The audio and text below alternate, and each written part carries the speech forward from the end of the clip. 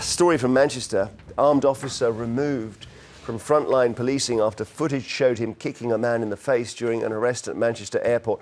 We're going to show you the footage. I have to warn you, it's violent. We've taken the sound off it. Let's go. Let's run it. The recording shows the officer. Oh, no! A kick and a stamp. So that's it. Pointing his taser, kicking, stamping with force in the face, stamping on his head, and the officer is then seen pointing his taser at a second man, dragging him to the floor and hitting him on the head. Senior Greater Manchester police officer described the incident as truly shocking, said people were rightly extremely concerned. There's an old hoo-ha here where it started because apparently a female officer had her nose broken.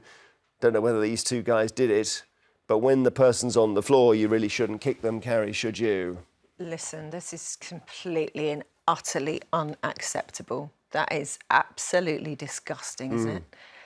I think that the police have the right to defend themselves if they are being attacked, but this is something very different. This is a man on the ground who he then, he's in that position ready to get cuffed, right?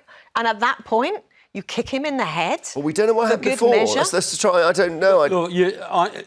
The get-out clause is always, you've got to put it into context, OK? Now, what we've seen, horrible images of a violent assault, but you can't just say the police must play Queensberry rules whilst the villains that they're apprehending, or alleged villains in this case, they're apprehending, resort to all sorts of, horrible, nasty violence towards the police. The police will react, and in a split second, if an officer thinks, I'm under attack... He's not under attack, the guy's on the floor. Under attack from a man lying on the ground. No, well, you don't know. You don't know whether he thought his body was going to jerk up or something like that. I don't know. So kick him in the face. All I'm saying is, I'm never going to rush to judgment on a police officer getting involved in a situation which involves fisticuffs with somebody who's trying to... They have suspended the guy. These guys are trained. Come on. It's a split-second decision as to what you do if you think you're under threat. The point about training, surely, is it stops people making bad decisions, even if they only have a split second. Yeah, and the unexpected happens every minute of every day in a police officer's life. But you would think part of the police training would be not to stamp on people's heads.